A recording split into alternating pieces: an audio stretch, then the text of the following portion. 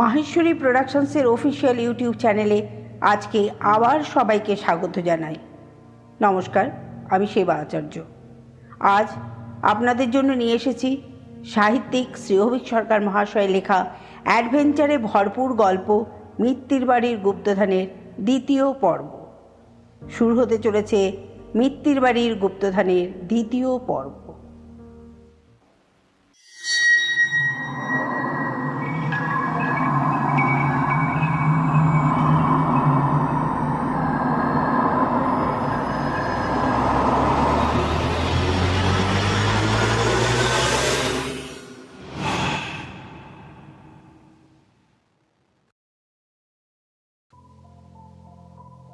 তবে যাই বলুন না বাবু, আমার কিন্তু একটু আনন্দই হচ্ছে, বুঝলেন? সে তো যেভাবে চনমনে হয়ে উঠেছিস তা দেখেই বুঝতে পারছি লকাই। তা এত আনন্দের কারণটা কি একটু বুঝিয়ে বলবি আমাকে? বলছি বাবু, এবার স্কুলে আমাদের নিয়ে পড়াশোনা হবে, তাই না? বটে, তা হঠাৎ এরকম মনে হলো কেন তোর?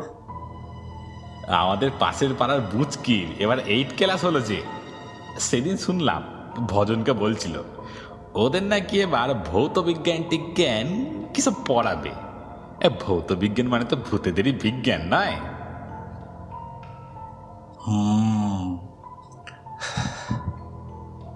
ও কি বাবু, দীর্ঘশ্বাস ফেললেন নাকি?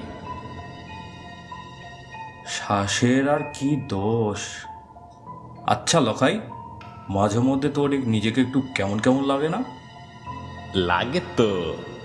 গগন মাস্টার তো একদিন বলেই ফেলেছিল, ওরে বেজা, তোর মতো অদ্ভুত প্রতিভা ভারতে নেই। রামভজনের রাজলক্ষ্মীও যদি কোনোদিন ধাতরূপ শব্দরূপ আওড়াতে থাকে তো আশ্চর্য হবনি, কিন্তু তোর মতো প্রতিভাকে লেখাপড়া শেখানো আর মাথা দিয়ে পাথর ভাঙা একই কাজ। এ কথাটা তো প্রশংসার মতোই মনে হলো আমার, ঠিক কিনা? 7.5 ঠিক বলেছিলিস তো লকাই? আহা, ওই আর কি, মানে হাফ ইয়ারলির পর আরো মাসখানেক ছিলুম কিনা, ও হরে দরে ওই 7.25 ধরুন না কেন। কিন্তু কথাটা কেমন যেন খোঁটা দেওয়ার মতো শোনাচ্ছে, বলুন তো বাবু। আহা, আবার খোটার কথা কেন উঠছে? তুই তো সংসারের খোঁটাখুটির বাঁধন ছিঁড়ে এক প্রকার উদ্ধারই হয়ে গেছিস রে বাবা আমার। দেখুন বাবু, জানি যে ঘুঘুটাঙ্গা 10 মাইল দূর দূর অব্দি আপনার মতো পণ্ডিত মানুষ খুঁজে পাওয়া ভার, তাই বলে কি আমাকে এত হেলছেদ্দার করাটা ঠিক হচ্ছে? আহা, এই তোর এক দোষ লখাই, বড় চট করে মাথা গরম করে ফেলিস। ওরে, তোকে কি সে কথা বলেছি আমি? বলি, শাস্ত্রে ব্যব্যস্তুতি বলে একটি কথা আছে, জানিস তো? ওর মানে হচ্ছে নিন্দার ছলে প্রশংসা করা।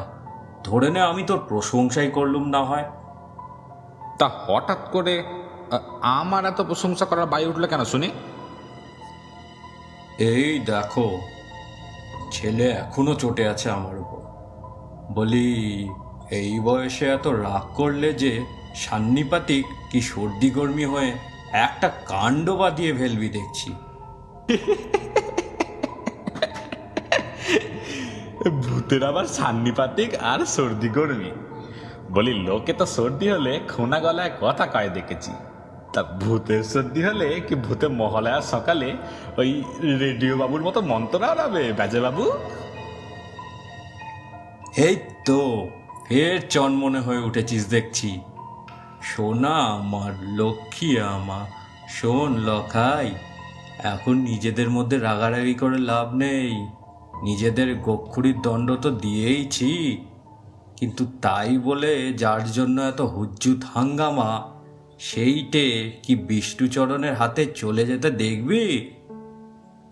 এ আপনার কথা মাঝে মাঝেই কেমন যেন হেঁয়ালি লাগে বাবু। জিনিসটা যে কি সেটাই তো আজ অব্দি খুলে বললেন না। একদিন কি একখান পুরানো ডায়েরি নাকি একটা এসে আমার হাতে দিয়ে বললেন, এটাকে যত্ন করে রাখিস লখাই, যদি মাঝখানে গুছিয়ে রাখতে পারিস মেলা টাকা পয়সা পাবি। আমিও ভাবলুম, বেজা মিত্তিরের মতো বড়লোক মানুষ যখন বলেছে লুকিয়ে রাখতে, তখন খুব দামি কিছু হবে। সেই ভেবে ঠাকুরের আসনের নিচে পুঁতে রেখেছি। কিন্তু এই নিয়ে যে এত হ্যাঙ্গাম হবে সে জানবো কি করে? আমার চালে কিছু ভুল ছিল না রে লখাই। তুই মানুষটা সরল আর একটু বোকা হলে কি হবে, সৎ আর একরোখা। তাছাড়া এককালে তোর সঙ্গে আমাদের ফ্যামিলির একটা রিলেশনও ছিল, জানিস বোধ হয়। ভাবলাম তোর কাছেই বোধ হয় ডায়েরি আর ম্যাপটা সুরক্ষিত থাকবে। ওই ম্যাপ? ওতে আবার ম্যাপ পেলেন কই? একদিন তো খুলে দেখলাম বইটার পাতায় পাতায় অং বং চং করে কিসব লেখা। দেখতে বাংলার মতো, কিন্তু বাংলা নয়। একটা পাতায় আবার ঘর দরজা কিসব আঁকা, তার সারা গায়ে চিত্তির বিচিত্তির আলপনা। আরেক পাতায় একটা ঘোড়া নাকি, তার গলা জড়িয়ে একটা কি সাপ নাকি নেতি আছে, ঘোড়ার মাথায় আবার লাইট মারছে। আমি তো দেখে হেসে মরে যাই। আচ্ছা, ওটাকে ম্যাপ বলে? উফ, ম্যাপ দেখেছিলাম বটে আমাদের ক্লাস 7-এর ভূগোল বইতে। সে হচ্ছে গিয়ে গাদা গুচ্ছের নদী নালা পাহাড় পর্বত শহর টহরের নাম নিয়ে সে এক নন্দীভাষ্যী কাণ্ড। সেসব কি নাম এখনো দু একটা মনে আছে বই কি। এর নদীর নাম মাসি পিসি, মরুভূমির নাম টাকলা মাকুন্দ, পাহাড়ের নাম আন্দাজ না বরকন্দাজ কি একটা। ওই জন্যই তোরে লখাই, এই সরল গাম্বাটপোনার জন্যই তো তোকে এত ভালোবাসি।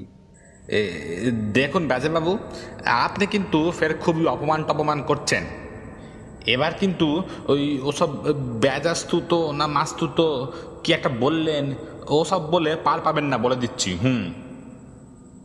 এই দেখো ছেলে ফের রাগ করে। ওরে গাম্বাট মানে জানিস? GUM, গাম। গাম মানে হচ্ছে আঠা, আর BUT বাট। বাট মানে হচ্ছে কিন্তু। অর্থাৎ যার মনের মধ্যে কিন্তু ব্যাপারটা আঠার মতো লেগে থাকে তাকেই বলে গাম্বাট। সেটা কি খুব ভালো কিছু বাবু? ওরে পাগল, এই যে মনের মধ্যে একটা কিন্তু কিন্তু ব্যাপার, এর মানেই হচ্ছে প্রশ্ন। আর কে না জানে প্রশ্নই হচ্ছে জ্ঞানের উৎস। অর্থাৎ কি, তোর মনের মধ্যে প্রশ্নগুলো বর্ষার জলে কই মাছের মতন খলবল করে উঠছে। এবার খাপলা জাল ফেলে ধরে ফেললি, হাতে গরমা গরম জ্ঞান পেয়ে গেলি। এবার সেটাকে গঙ্গা যমুনা করে খাবি নাকি ফুলকপির ঝোল করে, সেটা তোর ব্যাপার। কিন্তু কই মাছে তো বড় কাঁটা থাকে বাবু। এই তো ব্যাপারটা জলবত্তরং ধরে ফেলেছিস। ওরে, কবিগুরু রবীন্দ্রনাথের ওই কবিতাটা শুনিসনি? কাঁটা হেরি খান তো কেন ইলিশ তুলিতে। এইবার ব্যাপারটা বেশ খোলসা হলো।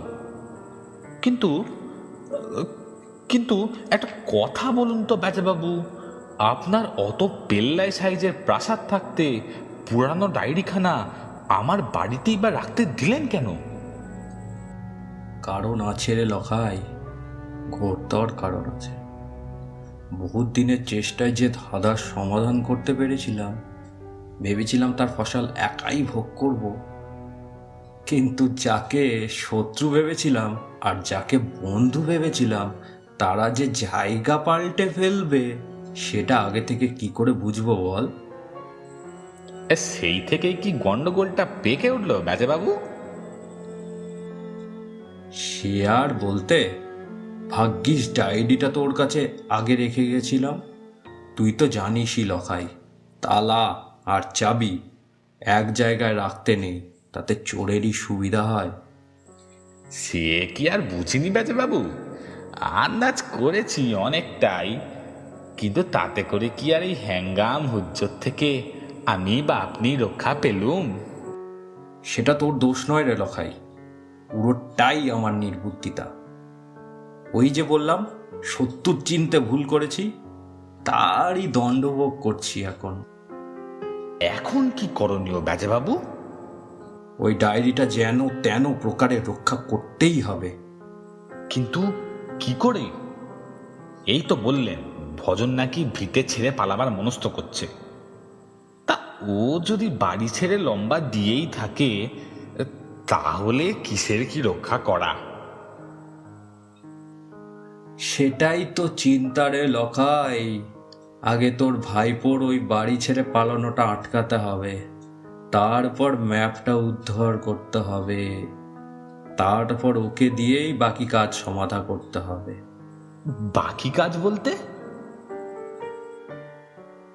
যে কাজের জন্য আমি ঘর ছেড়ে পাগলের মতন কানপুর, দিল্লি আর লখনৌ শহর তন্ন তন্ন খুঁজেছি 5টা বছর।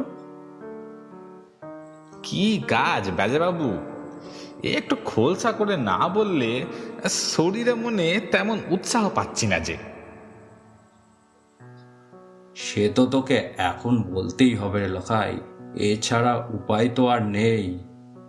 বলি, আমাদের জমিদার বাড়ির গুমঘরের কথা শুনেছিস তো? তা শুনিনি বললে নেহাত অধর্ম হবে বেজে বাবু।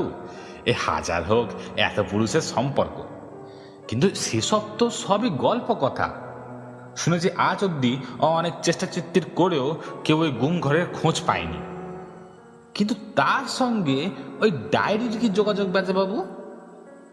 যোগাযোগ খুবই ঘনিষ্ঠ রে লখাই, খুব ঘনিষ্ঠ। যদি ওই ছবিটা ভালো করে দেখতিস তাহলে বুঝতে পারতিস যে ওটা ঘোড়া নয়, ও একটা কলসির ছবি। আর তার গলা জড়িয়ে যে সাপের ছবিটা আছে, ওইটা জক। জক? আমি কি ঠিক শুনলাম বেজে বাবু? একদম ঠিক শুনেছিস।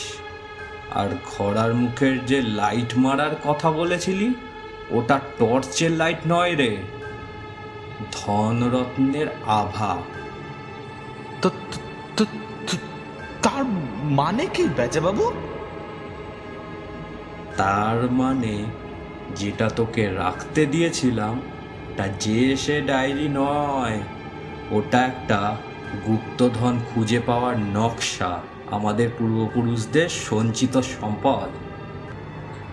বহু কষ্টে ওই ডায়েরির সংকেত উদ্ধার করে গুপ্তধনের খোঁজ পেয়েছিলাম, আর সেই গুপ্তধন রাখা আছে আমাদের ওই গুম ঘরেই।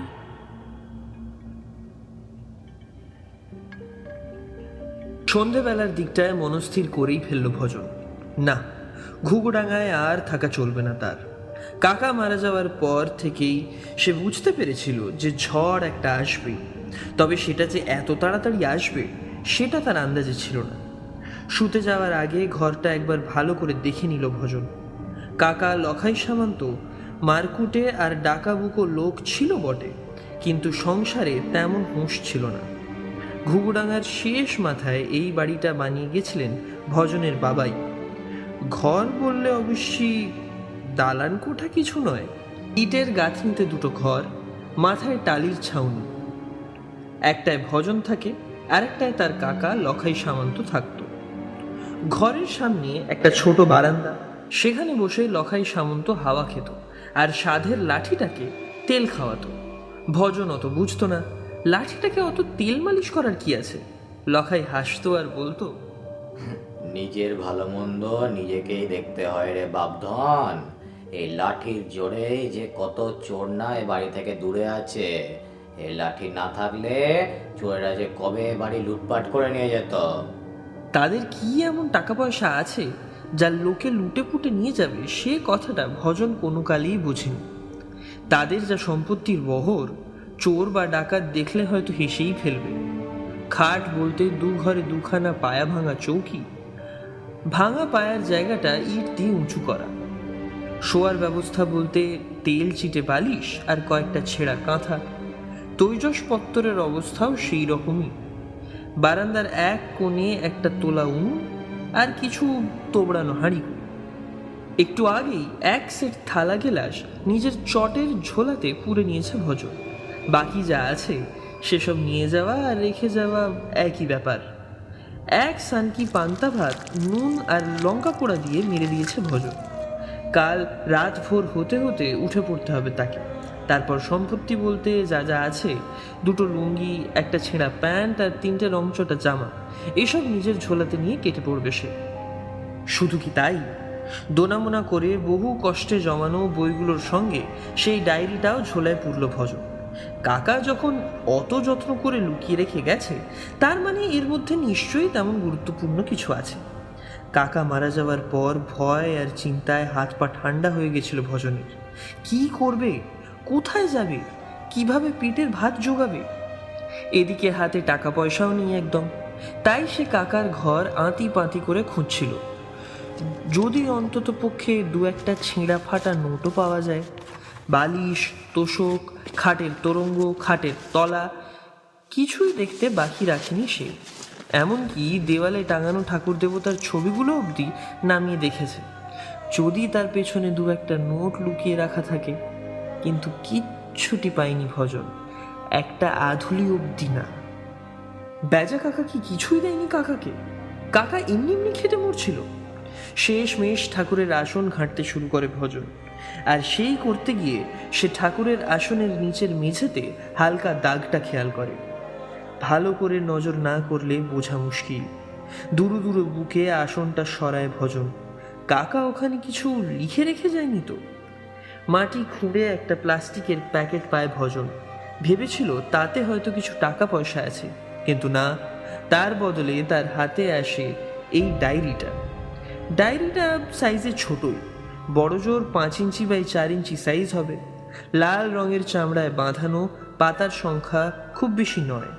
প্রথম পাতায় একটা বিদ ঘুঁটে ছড়া, সেটা এরকম: গোপন ধনেরে খোঁজে, যে জন ইঙ্গিতে বোঝে, লীন হইয়া যায় অজপদে, কুঞ্জিকায় খোলে দ্বার, দ্বারে খোলে কুঞ্জিকার, সন্ধানী বুঝেন চিত্রপটে। তারপর 4টে পাতায় পরপর 4টে ছবি আঁকা। প্রথম পাতায় একটা মস্ত দরজার ছবি, তার দুধারে কি সব অদ্ভুত নকশা। দ্বিতীয় পাতার ছবিতে আবার দরজার সামনে একটা মস্ত বড় চাবি, তার উচ্চতা প্রায় দরজার সমান। তৃতীয় ছবিতে আবার দরজার জায়গায় চাবির ছবি আঁকা, তার গায়ে দরজার কারুকার্যগুলোই। চতুর্থ ছবিতে একটা ঘোড়া, তার গা জড়িয়ে আছে একটা ভয়ঙ্কর সাপ। পরের বেশ কয়েকটা পাতায় কয়েকটা আবোল তাবোল ছবি, তার কোনো মাথা মুন্ডু নেই। ডায়েরিটা পুরে একটু থুম হয়ে বসে রইল সে। একদিনের বাস ছেড়ে পালিয়ে যেতে কষ্টে তার বুক ফেটে যাচ্ছে বটে, কিন্তু এছাড়া আর উপায় কি? গঙ্গা পেরিয়ে শান্তাবেড়ার দিকে একটা চাল কল খুলেছে বলে খবর পেয়েছে ভজন। পঞ্চায়েত বোর্ডের মেম্বার বিশু বুঝাইতের ভাইরা ভাই হরেন মুৎসুদ্দি সেখানকার ম্যানেজার। গতবার পুজোয় হরেন মুৎসুদ্দি যখন ঘুঘুডাঙ্গায় এসেছিল হরিণমারির বিলে মাছ ধরতে, 3টে দিন তার খেদমত খেটেছে ভজন। তার কাছে গিয়ে কেঁদে কেটে পড়লে একটা ব্যবস্থা কি একেবারেই হবে না? তেল চিটে কাঁথাটার মাথার দিকটা পাকিয়ে বালিশের মতো বানিয়ে নিল ভজন। তারপর লম্বা হয়ে শুয়ে পড়ল। কিন্তু শুলে কি হবে? খানিস উসখুস করার পরেই ভজন বুঝল যে আজ রাতে তার আর ঘুম আসবে না। এতদিনের পুরনো বাসা ছেড়ে যাওয়ার জন্য মনটা তো উদাস হয়ে আছেই। তাছাড়াও রাতটা বেশ গোলমেলে, এক ফোঁটা হাওয়া নেই কোথাও। তার উপর একটা ভ্যাপসা গরম যেন জাঁকিয়ে বসেছে চারিধারে। বাইরে বেশ একটা থমথমে ভাব। পকাইদের বাড়ির দিকটা থেকে কোথাও একটা কুকুর ডেকে উঠল কেউ করে। বার চারেক এপাশ ওপাশ করার পর উঠে পড়ল ভজন। খানিকক্ষণ না হয় বারান্দায় বসা যাক, মাথাটা ঠান্ডা হলে যদি ঘুম আসে। দাওয়ায় বসতেই সামনের অন্ধকারটা বেশ খলবলিয়ে উঠল ভজনের সামনে। বারান্দার সামনে রুমালের মতো খানিকটা ফাঁকা জমি, তার বাইরে ভাঙাচোরা চিঁটে বেড়া। চিঁটে বেড়ার ওপারে কাঁচা রাস্তা। দিন দুয়েক আগে ওখানে দাঁড়িয়ে বেশ নরমে গরমে তাকে দু কথা শুনিয়ে গেছিল বিষ্ণুচরণ তিওয়ারি। তাকে অবশ্য দোষ দেওয়া যায় না। বছর দুয়েক আগে বিষ্ণুচরণের কাছে হ্যান্ড নোটে 1002 টাকা ধার নিয়েছিল লোক। সেটাই নাকি এখন চক্রবৃদ্ধি হারে বেড়ে দাঁড়িয়েছে 1010-এ। একদিন কাকা ছিল বলে বিষ্ণুচরণ তেমন ট্যাপও করতে পারিনি, কিন্তু মাসখানেক আগে লখাই খুন হয়ে যাওয়ার পরেই বিষ্ণুচরণ যেন সাপের 5 পা দেখেছে। দিন দুয়েকের ভালোয় ভালোয় টাকা ফেরত না পেলে যে ভজনকে তার পৈতৃক ভিটেখানির মায়া ছাড়তে হবে সেটাও স্পষ্ট করে জানিয়ে দিয়ে গেছে সে। বলা বাহুল্য, ভজনের পক্ষে এখন 10,000 কেন, 10 টাকা দেওয়াও সম্ভব না। একদিন ধরে কাকার দৌলতে পেটের ভাতটা জুটে যাচ্ছিল কোনো মতে, কিন্তু দিন দুয়েক হলো সে একরকম উপোস করে আছে বললেই চলে। এদিক ওদিক উঞ্চবৃত্তি করে কোনো ক্রমে চলে যাচ্ছিল তার। এমনকি সদ্বংশের ছেলে হয়েও ভজন শেষমেশ রামপিয়ারি দুসাদের দুটো রিকশার একটা চালানো শুরু করেছিল। কিন্তু হপ্তাখানেক হলো রামপিয়ারি রিকশা দুটো বেচে আর ব্যাংক থেকে লোন নিয়ে 4টে টোটো কিনেছে। শুধু তাই নয়, দেহাত থেকে দুটো মুস্কো মুস্কো ভাতিজাকেও এনেছে সে। এখন রামপিয়ারি নিজে, তার ছেলে আর দুটো ভাতিজা, এই 4টে গুঁফো মস্তান মিলে ঘুঘুডাঙ্গার বাজার থেকে স্টেশন অবধি রাস্তাটাকে পাটনার রাজপথ করে ফেলেছে প্রায়। 4 জনে মিলে দিনে হুম হাম খাটে, সন্ধ্যাবেলায় রাক্ষসের মতো ছাতু খায়, রাতে ঢোল বাজিয়ে ছ্যাঁ রে রে রে করে গান গায়, আর কেউ কিছু বলতে গেলেই চোখ পাকিয়ে মারতে আসে। ওদের সঙ্গে লড়তে যাবে কে? ভজন? ছা, তার প্রাণের ভয় নেই। তাছাড়া ভজনের হয়ে লড়ার মতো সেরম কেউ নেই ওই জগতে। ভজনের জন্ম দিতে গিয়ে ভজনের মা মারা যান। ভজনের বাবা কানাই সামন্ত পত্নী বিয়োগের শোকে কয়েক বছর মুহ্যমান হয়ে থেকে একদিন সকালে বিবাগী হয়ে ঘর ছেড়ে বেরিয়ে যান। কানাই সামন্ত স্বভাব চরিত্রে লখাইয়ের একদম উল্টো ছিলেন। লখাই যেমন ডাকাবুকো, কানাই তেমনই শান্ত, ধীর স্থির, মিঠে স্বভাবের। চমৎকার পালাগান বাঁধতেন, ভালো বাঁশি বাজাতেন, মাটি ছেনে খুব ভালো মূর্তি গড়তে পারতেন। ছোটবেলার স্মৃতি খুব বেশি মনে পড়ে না ভজনের। আজ বাড়ি ছেড়ে চলে যাওয়ার আগের রাতে হু হু করে পুরনো দিনের কথা মনে পড়ছিল ভজনের। কাকার কথাও মনে পড়ছিল খুব। লখাই সামন্ত উচ্চতায় ছিল 5 ফুট, গায়ের রং ঘোর কালো, আর মেজাজে সাক্ষাৎ ডাকাত। দুর্মুখ এবং বদমেজাজি বলে কুখ্যাত লখাই তার মা মরা ভাইপোটিকে নিজের ছেলের মতোই রক্ষা করে এসেছে এতদিন। লোকে বলতো ভজনের জন্যই আর লখাইয়ের সংসার করা হয়ে উঠল না। রাতের অন্ধকারটা বেশ জমাটি হয়ে এসেছে। কাকার কথা ভাবতে ভাবতে একটু ঢুলুনি এসেছে ভজনের।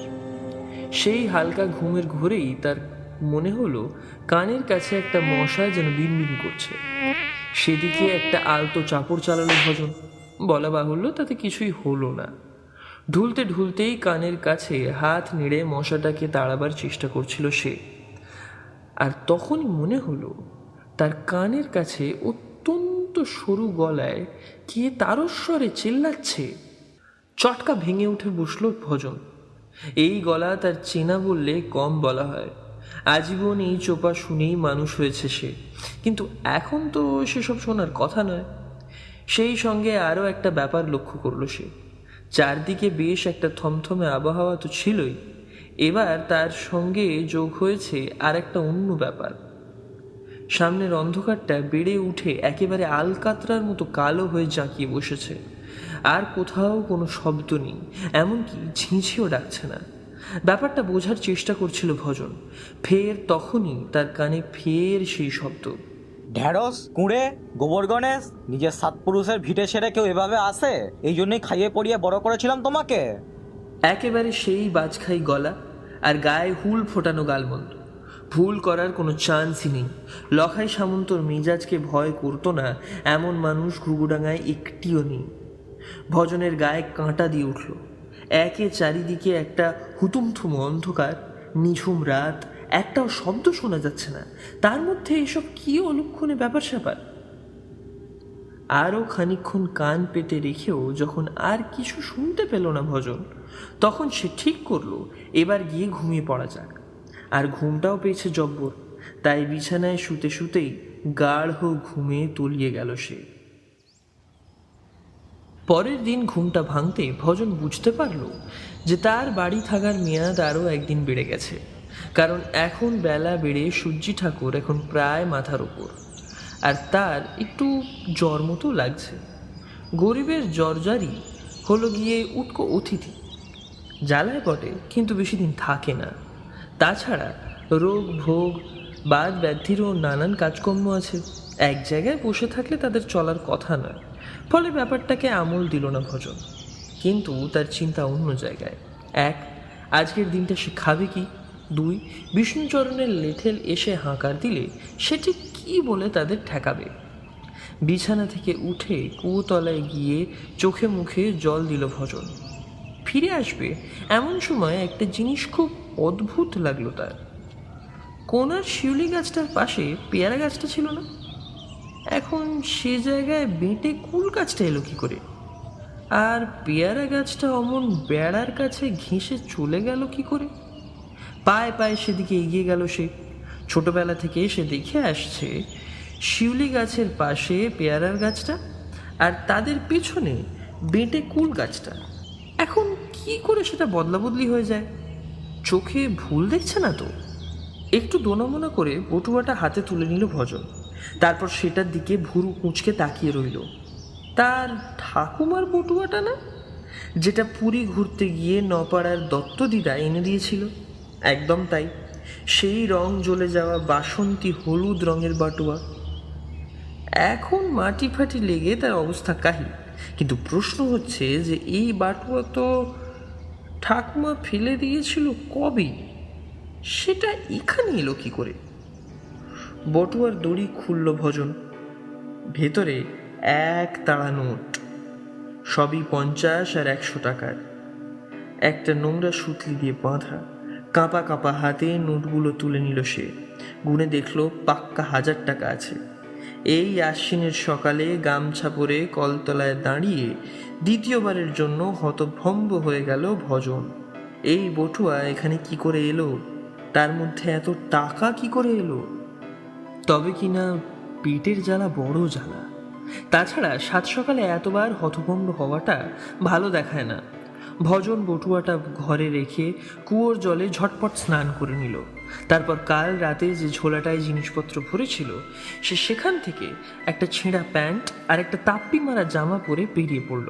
পকেটে 5টা 100 টাকার নোট। ঘুঘুডাঙ্গাগঞ্জের বাজারের মুখটায় কচুরি বানান হনুমান মিশির, সঙ্গে হিং দেওয়া আলু মটরের তরকারি। হনুমানের কচুরি দেবভোগ্য জিনিস। লোকে বলে একবার মুখে দিলেই পুনর্জন্মের গেরোটা অনেকটা আলগা হয়ে যায়। সকালে এই দিকটা কচুরির গন্ধে চারিদিক ম ম করতে থাকে, আর তার সামনে সিকি মাইল লম্বা লাইন। গোসাইপাড়ার কবিরাজ মাধব আচার্য মশাই তো সেবার সার্টিফিকেটটাই লিখে দিলেন, হনুমান হালুইকরের কচুরি অতি উৎকৃষ্ট খাদ্যবস্তু। ইহা একাধারে বলকারক, ক্ষুধাবর্ধক, মুখরোচক এবং অগ্নিমান্দনাশক। আমি বহুকাল যাবৎ ইহার গুণাগুণ সম্পর্কে অবহিত আছি।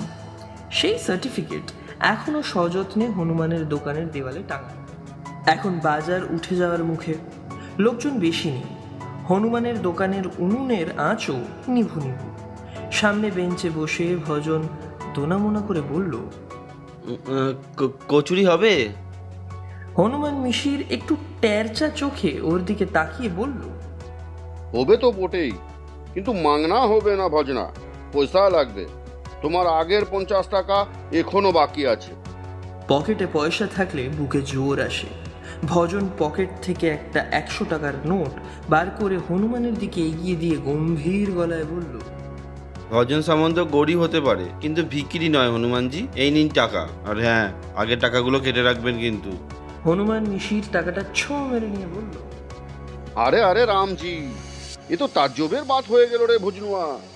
টাকা পেলি কোথা থেকে তুই?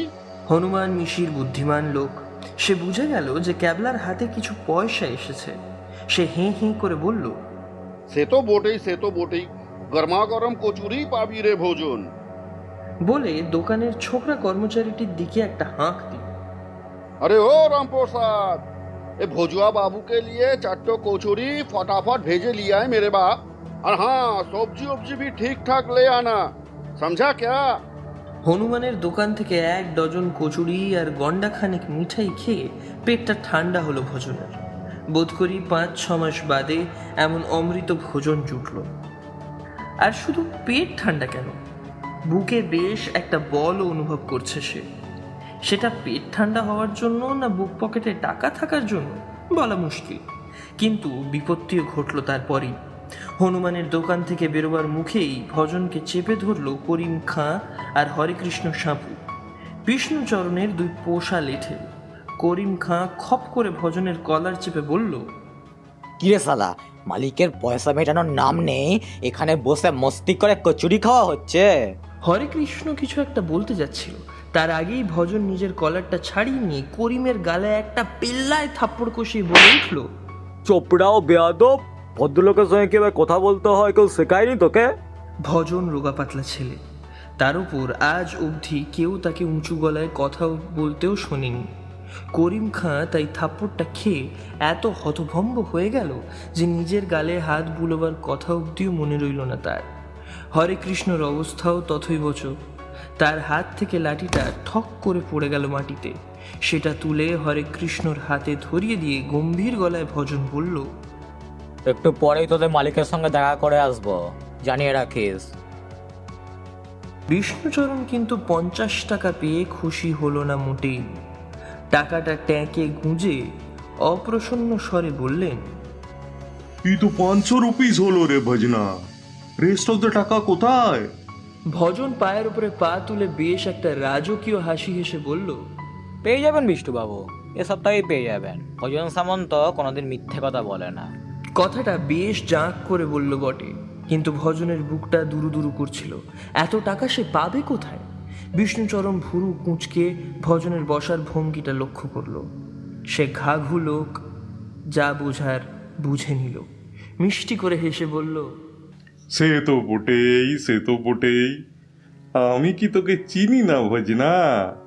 সেই চাইল্ডহুড থেকে তোকে দেখছি। আর সেই দিন না হয় 2 হার্ট কথা বলেই ফেলেছি, সেজন্য কিছু মনে করিসনি তো বাপধন?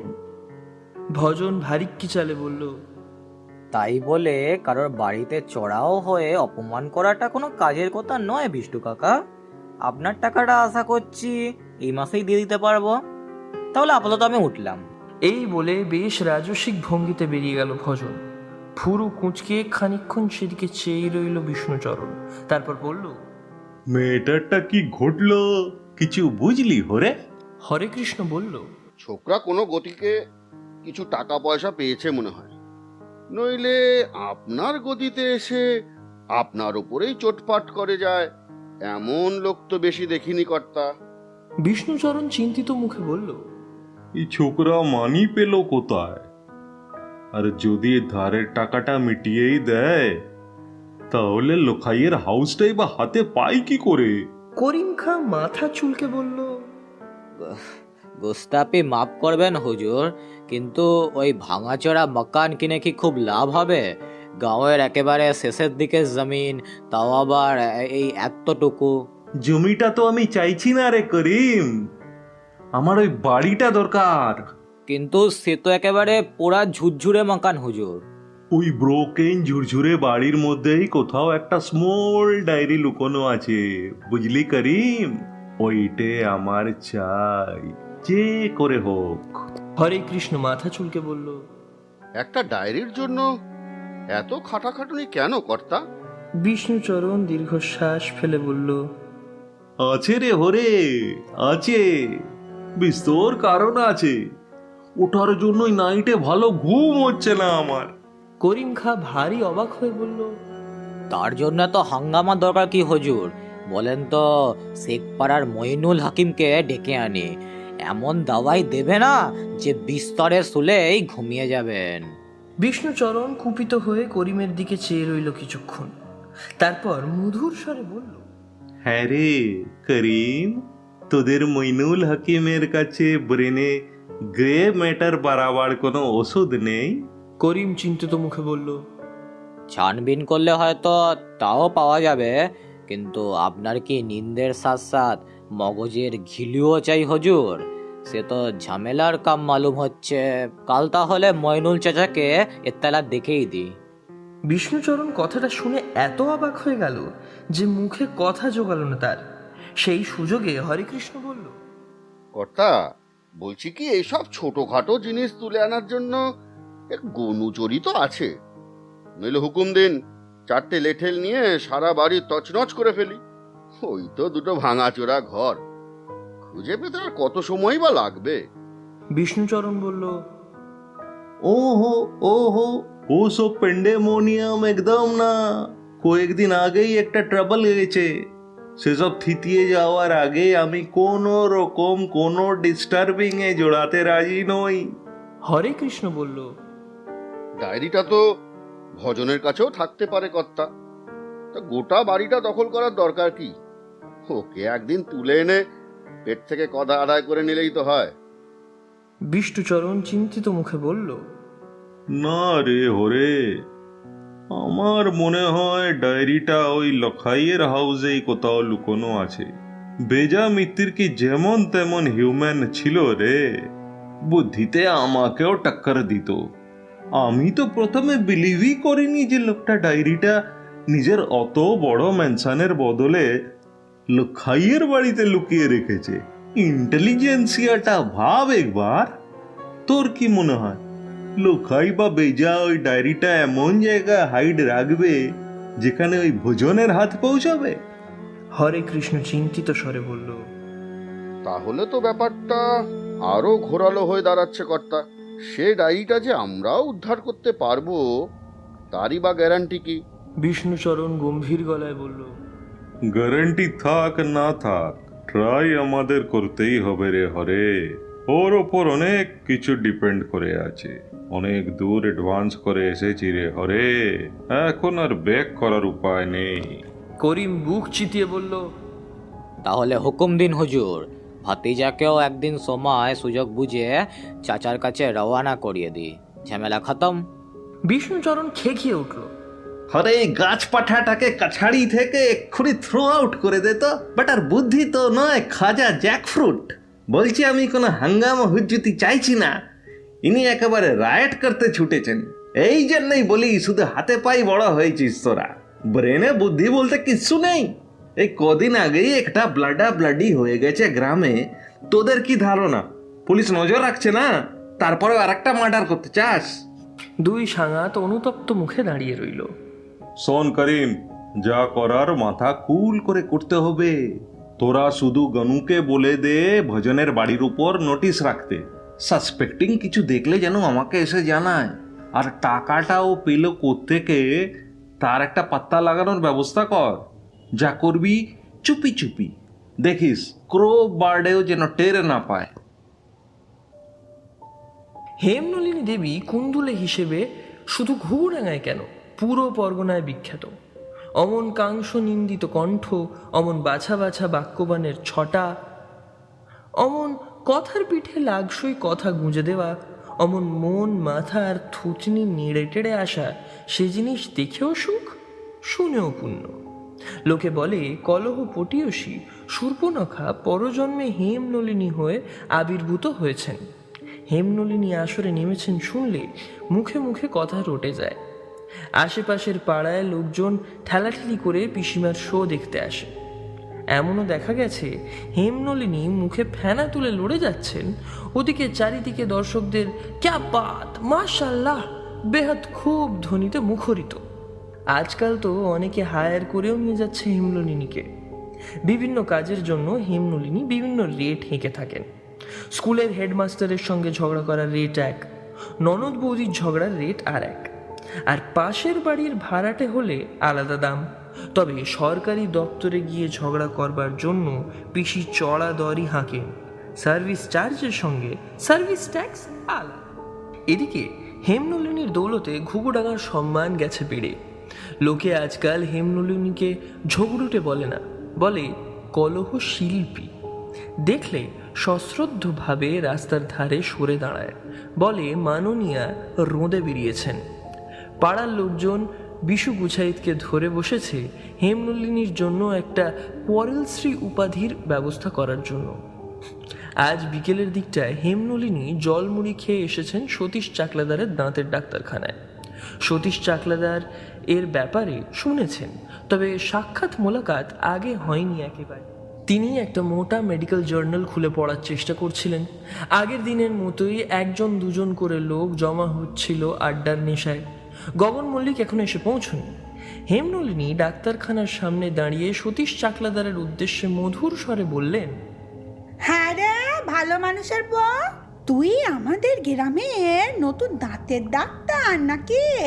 সতীশ চাকলাদার আন্দাজে বুঝলেন ইনি তিনি। মৃদু হেসে বললেন, হ্যাঁ দিদি, আসুন, বসুন। দাঁতের কোনো অসুবিধা হয়েছে? খুবই অসুবিধা হচ্ছে রে বাছা, সে আর কি বলি। খেতে পারছি না, কথা বলতেও পারছি না, ঝগড়াও করতে পারছি না। বলছি কি, দাঁত তুলে দিতে পারবি ভাই? ওটাই তো আমার কাজ দিদি। বলুন না, কার দাঁত? আমারই দাঁত বাবা, তুলে দিতে পারবি তো? ঠিক করে বল, নইলে ও পাড়ার বছিরুদ্দিকে ডাকি তাহলে।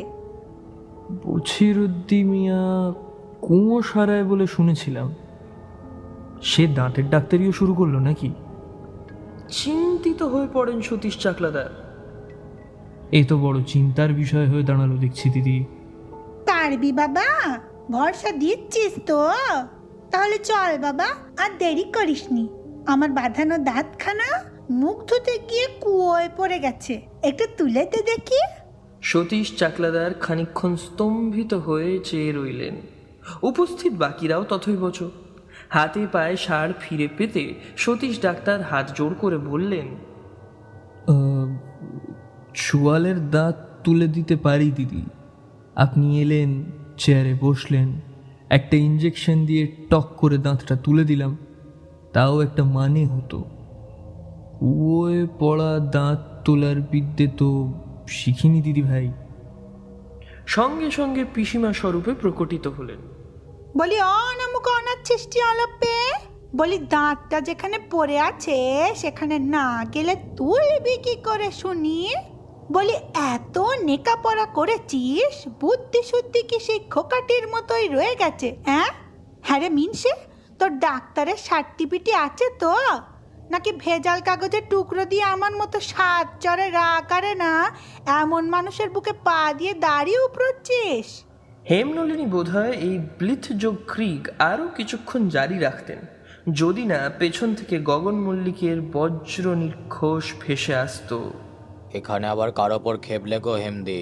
এই সসাগরা ধরিত্রীতে হেমনলিনী যদি কাউকে ভয় পান তো গগন মল্লিক। বয়সে হেমনলিনীর থেকে বছর তিনেকের ছোট হলে কি হবে, এই ভারিক্কি চালের ভাইটিকে ছোটবেলা থেকেই রীতিমতো সমীহ করে চলেন তিনি। তিনি হাউমাউ করে উঠলেন, দেখ না ভাই, এ হতচ্ছাড়া ডাক্তার আমার দাঁত তুলে দিচ্ছে না। পুরো কাহিনী শুনে খানিকক্ষণ চারিপাশ কাঁপিয়ে নিজের ট্রেডমার্ক হাসিটা হাসলেন গগনবাবু। তারপর সস্নেহে বললেন, বাড়ি যাও দিদি, আমি এই বচিরুদ্দিকে বলে দিচ্ছি কাল সকালে গিয়ে তোমার দাঁত তুলে দেবে। হেমনলিনী বাড়ির রাস্তা ধরতে সেদিকে কিছুক্ষণ তাকিয়ে রইলেন গগন মল্লিক। তারপর ফতুয়ার খুঁটটা দিয়ে চশমাটা মুছতে লাগলেন। সতীশ ডাক্তার একটা মস্ত শ্বাস ছেড়ে বললেন, খুব বাঁচালেন মল্লিকদা, নইলে আজকেই আমার এই গ্রামে ডাক্তারি করা ঘুঁচে যেত। গগন মল্লিক গম্ভীর গলায় বললেন, হেমদি ছোটবেলা থেকেই ঝগড়ুটে বটে, তবে ব্রজ মারা যাবার পর থেকেই একটু খ্যাপাটে হয়ে গেছে। অথচ ভালো মেজাজে থাকলে হেমদির মতো স্নেহময়ী মানুষ হয় না। ছোটবেলায় কতবার আমার আর আমার বোনের জন্য কোঁচড়ে করে নিজের বাড়ি থেকে লুকিয়ে লুকিয়ে ভালো ভালো খাবার নিয়ে এসেছে, তার লেখা ঝোঁকা নেই। আমার নামে কেউ কিছু বললে হেমদিকে দেখেছি একদম কাজ কমর বেঁধে লড়তে নামতে। বহু কষ্টে এমন গ্রামতুতো দিদি পাওয়া যায় হে সতীশ, আমি সত্যি ভাগ্যবান। সে তো শুনেছি আপনি পড়াশোনায় মার কাটারি ভালো ছিলেন বলে গ্রামের সবাই আপনাকে ভালোবাসতো, তাই। তখন দিনকাল অন্যরকম ছিল সতীশ। গরিব দুঃখীর বাড়িতে কেউ পড়াশোনা করার চেষ্টা করছে দেখলে দেশ গাঁয়ের মানুষ তার জন্য যা হোক করে এগিয়ে আসতো। এখনো যে আসে না তা নয়, তবে অনেক কম। এই আমার ব্যাপারটাই দেখো না, আমাদের সময় তো মাধ্যমিক, উচ্চ মাধ্যমিক এসব ছিল না, ছিল হায়ার সেকেন্ডারি। তার ফিস জমা দেওয়ার ডেট চলে যাচ্ছে, অথচ হাতে টাকা নেই। শেষমেশ হেমদির মুখে জানতে পেরে হেমদির বাবা মানে যতীন কাকু আমাকে নিয়ে গিয়ে ফিস জমা করে এলেন। সে কি বকাবকি আমাকে, ওকে আগে জানায়নি কেন? গগন মল্লিকের গলাটা ধরে এসেছিল। সতীশ ডাক্তার কিছু বললেন না। গগন মল্লিক এই অঞ্চলের শ্রদ্ধেয় লোক। দিন মজুর পরিবার থেকে নিজের মেধার জোরে উঠে এসে গ্র্যাজুয়েশন অবধি পড়েছেন। এলাকার পঞ্চায়েতের প্রধান ছিলেন, স্থানীয় স্কুলে শিক্ষকতাও করেছেন কিছুদিন। বজ্র বলে কার যেন একটা নাম নিলেন? ব্রজ হচ্ছে ব্রজনারায়ণ মিত্র ওরফে বেজা, আমার ছোটবেলার জিগরি দোস্ত। আর হেমদিদি আর ব্রজ হচ্ছে পিঠোপিঠি ভাই বোন। ব্যাপারটা বুঝিয়ে বলি, শোনো। এই অঞ্চলের এককালের জমিদার ছিলেন মিত্তির ফ্যামিলি। জঙ্গল আর বাঁশবন কেটে তাঁরাই এই ঘুঘুডাঙ্গার পত্তন করেন। তা এই মিত্র বংশেরই বর্তমান বংশধর হচ্ছে ব্রজরা। এখন মিত্রদের জমিদারি নেই বটে, তবে জমানো টাকা যা আছে 7 পুরুষে খেয়ে শেষ করতে পারবে না। তাছাড়া ব্যবসাও আছে কিছু টুকিটাকি। গঞ্জের বাজারে ওদের চাল কলটা দেখে থাকবে হয়তো। যতীন কাকু ব্যাংকে চাকরি করেছেন অনেক দিন, এখন প্রায় 70-এর উপরে বয়স। তা ওই বজ্রবাবু মারা গেলেন কি করে? সে এক লম্বা কাহিনী ভায়া, শোনার সময় আছে তোমার? তা আছে বই কি। হেমলিনী দেবীকে এদিক পানে আসতে দেখে বাকি পেশেন্টরা সেই যে দৌড় দিয়েছে, 1 সপ্তাহের আগে এদিক পানে এলে হয়। আপনি বলুন দাদা। ব্রজ ছিল আমার ছোটবেলার একমাত্র বন্ধু, বুঝলে? শুধু বন্ধু নয়, হরি হওয়ার আত্মা। অথচ হওয়ার কথা ছিল না। ব্রজ এলাকার বিখ্যাত সম্পন্ন বাড়ির ছেলে, আর আমার দিন আনি দিন খাই অবস্থা। শুধু তাই নয়, স্বভাব চরিত্র আমরা একে অন্যের একেবারে উল্টো ছিলাম। আমি ছোটবেলা থেকেই লাজুক আর মুখ চোরা, আর ব্রজ তেমনি একরোখা গোয়ার আর খুব সাহসী। কি বলবো ভায়া, অমন ডান পিঠে ছেলে কমই দেখেছি জীবনে। কতবার যে বেপাড়ার ছেলেদের সঙ্গে মারপিট করে মাথা ফাটিয়েছে তাহারই হত্যা নেই। আর শুধু কি তাই, মাথায় বিচিত্র সব দুষ্ট বুদ্ধিও খেলত খুব। অন্য ছেলেদের কথা ছেড়েই দাও, স্যারেরাও নাজেহাল হতেন ওকে নিয়ে। লেখাপড়াতে খুব ভালো না হলেও মোটামুটি চলনসই ছিল বেজা, আর ছিল দুর্দান্ত ভালো স্পোর্টসম্যান। তাই আমাদের হেড স্যার উমাশঙ্কর বাবু ওকে একটু স্নেহের চোখেই দেখতেন। তবে যে বিষয়টায় ব্রজ সত্যিই ভালো ছিল সেটা হচ্ছে ইতিহাস। ওই বয়সেই ভারী ভারী বই পড়তে দেখেছি ওকে। তার মধ্যে বেশ কিছু ইন্টারেস্টিং গল্প মাঝে মধ্যে শোনাতো, বলতে বাধা নেই। সেই সূত্রেই আমরা অনেক অজানা কিছু জানতে পারতাম। যেমন ধরো খ্রিস্ট ধর্মের প্রথম দিককার ইতিহাস, জুলিয়াস সিজারের ব্রিটেন আক্রমণের গল্প, মায়া সভ্যতার গা শিউরে ওঠা কাহিনী, আলেকজান্ডারের ভারত আক্রমণের কথা, মারাঠা বীর শিবাজির বীরগাথা, মুঘল আমলের রসালো কেচ্চা, কলকাতার আদি যুগের বিভিন্ন অজানা কাহিনী, এসব ওর থেকেই জেনেছিলাম আমরা। এই হেন ব্রজনারায়ণ হঠাৎ একদিন কাউকে কিছু না জানিয়ে উধাও। সে প্রায় 5-6 বছর আগেকার ঘটনা। সে রাতেই যতীন কাকু কোনো একটা জমির বায়না করার জন্য লাখখানেক টাকা ক্যাশ এনেছিলেন। দেখা গেল সেটাও নেই, ব্রজও নেই। সারা গ্রামে হুলস্থুল পড়ে গেল। আশপাশে আরো 5টা গ্রাম, গোটা পরগনা জুড়ে বিশাল উত্তেজনা। কেউ বলছে ব্রজ মাওবাদীদের দলে যোগ দিয়েছে, কেউ বলছে সন্ন্যাসী হয়ে গেছে, কেউ বা বলছে বম্বে গেছে হিরো হবে বলে। কাকিমা ঘন ঘন মূর্ছে যেতে লাগলেন। মিত্রদের পরিবার এই এলাকার প্রভাবশালী পরিবার, ফলে পুলিশকে নড়েচড়ে বসতেই হলো। কলকাতা থেকে পুলিশের বড় সাহেবরা এলেন, পুলিশের কুকুর অবধি আনা হলো। ব্রজের বুজুম ফ্রেন্ড হিসেবে আমাকে অনেক জিজ্ঞাসাবাদ করা হলো, কিন্তু হতচ্ছাড়া উধাও হওয়ার আগে আমাকে ঘুণাক্ষরেও কিছু বলে যায়নি। ফলে আমি কিছুই বলতে পারলাম না। পুলিশ আরো অনেককে জিজ্ঞাসাবাদ করলো, কিন্তু কিছুতেই কিছু হলো না। ব্রজনারায়ণ মিত্রের অন্তর্ধান রহস্যই থেকে গেল। ধীরে ধীরে সবকিছু থিতিয়ে গিয়ে সবকিছু আগের মতোই চলতে লাগলো। Very interesting. তারপর? ব্রজ ফিরে এলো আজ থেকে ঠিক 6 মাস আগে। তখন সে পুরোপুরি একেবারে সুটেড বুটেড বিলিতি বাবু সাহেব। চেকনাইট জেলায় তখন তাকে চেনাই দেয়। বলচাল গেছে পাল্টে, কথায় কথায় উর্দু বলছে। সারা গ্রামে আবার হুলস্থুল কাণ্ড, তবে আগের মতো না। কাকিমা মারা গেছেন তাও প্রায় বছর 2 হলো। যতীন কাকু তো আনন্দে কেঁদেই ফেললেন প্রথমে, তারপরে এদিক সেদিক মিলিয়ে কম করে এই গোটা 50 মন্দিরে পুজো টুজো দিয়ে সে একাকার কাণ্ড। তাই বজ্রবাবু ফিরে এসে জানালেন তার বাড়ি ছাড়ার কারণ? হ্যাঁ, সে তো জানালো। আরো জানালো এই 5-6 বছর কি কি করেছে সে। হ্যাঁ, তবে তার আগে বিষ্ণুচরণের কথাটা বলে নেওয়া প্রয়োজন। ঘুঘুডাঙ্গার সম্পন্ন ব্যবসায়ী হরিচরণ তিওয়ারির ছেলে হচ্ছে এই বিষ্ণুচরণ। ইটভাটা থেকে শুরু করে সিনেমা হল, তেলকল থেকে শুরু করে পেট্রোল পাম্প, ওদের পয়সা লেখাজোখা নেই। আর ওদের টাইটেল তিওয়ারি হলে কি হবে, 2.5 বছর কলকাতায় থেকে ওরা বাঙালি হয়ে গেছে একেবারে। পয়সা হলে যা হয়। আমাদের সময় বয়ে যাওয়া বলতে যা বোঝাতো, বিষ্ণুচরণ ছিল তার জ্যান্ত উদাহরণ। নেপুমিতে তার তল পাওয়া দায়। অল্প বয়সে নেশা করতে শিখেছিল সে, সঙ্গে ছিল হাত টানের অভ্যেস। এমন অসভ্যই তোর বাউন্ডুলে বেহায়া ছোকরা জীবনে আমি কমই দেখেছি।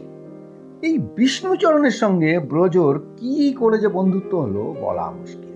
হ্যাঁ, তবে দুজনের মধ্যে বেশ গুজুর ফুসুর ফুসুর চলতে দেখেছি। তবে সেটা কি নিয়ে তখন বুঝিনি, বুঝলাম এতদিন পর। ব্রজদের জমিদার বাড়ির চৌহদ্দির মধ্যে একটি অতি প্রাচীন শিব মন্দির আছে, এখন পরিত্যক্ত। তার শিবলিঙ্গটির আকার বিশাল। এককালে দূর দূর থেকে অনেক লোক দেখতে আসতো। সেই শিবলিঙ্গটির মাথায় এককালে 3টি সোনার পাত আটা ছিল, সোনার ত্রিপুণ্ড। আজ থেকে প্রায় 120-30 বছর আগে কেউ নাকি সেই সোনার পাত 3টে চুরি করে নিয়ে পালায়। ব্রজ বলেছিল সে নাকি কোনো গতিকে সেই হারানো ত্রিপুণ্ডকের খোঁজ পেয়েছে। তার পেছনে নাকি এই বিষ্ণুচরণের কোনো এক পূর্বপুরুষের লিখে যাওয়া দলিল দস্তাবেজের হদিশ আছে। সতীশ ডাক্তার বিস্মিত হয়ে বললেন, এখানে আবার বিষ্ণুচরণ এলেন কোথা থেকে? এলেন ওই পুরনো দলিলের সূত্রে। চোর নাকি প্রথম 2টো পাত নিয়েই পালাতে পেরেছিল, 3টা নাকি কোনো গতিকে রয়ে যায় বিষ্ণুচরণের ওই পূর্বপুরুষের কাছে। সে কি? ভুরু কুঁচকে যায় সতীশ ডাক্তারের। অমন অমূল্য জিনিস যা নাকি চুরি গেছিল, সেটা কোনো গতিকে বিষ্ণুবাবুর পূর্বপুরুষদের কাছে রয়ে যায় কি করে? হাত উল্টন গগন মল্লিক। ভাষা কি করে বলি বলো? বেজা যা বলেছিল সেইটুকুই তোমায় বললাম। তবে এসব অতি গুহ্য কথা কাউকে বলো না জানো। সতীশ ডাক্তার খানিকক্ষণ ভুরু কুঁচকে চুপ রইলেন, তারপর বললেন, তাই করিতকর্মা মানুষটি মারা গেলেন কি করে? হ্যাঁ, সেটাই তো আশ্চর্যের। হে, ব্রজ এসে ঘুঘুডাঙ্গায় বেশ কিছু সঙ্গী সাথীও জোটায়। পুরনো আলাপি বিষ্ণুচরণ তো ছিলই, আর যাদের জোটায় তাদের কারো ইতিহাস যে খুব ধোঁয়া মোছা তা নয়। খবর আসতো মিত্র বাড়িতে মাঝরাতে বিষ্ণু আর বেজার গোপন মিটিং হচ্ছে, সঙ্গে আরো লোক আসছে যারা এই গাঁয়ের কেউ না, তারা বাইরেরই লোক। রাতেই আসে, রাতেই চলে যায়। এসবই গোপন খবর। তবে রাজনীতি করেছি বহুদিন, এসব সংবাদ আমার কানে চলে আসেই।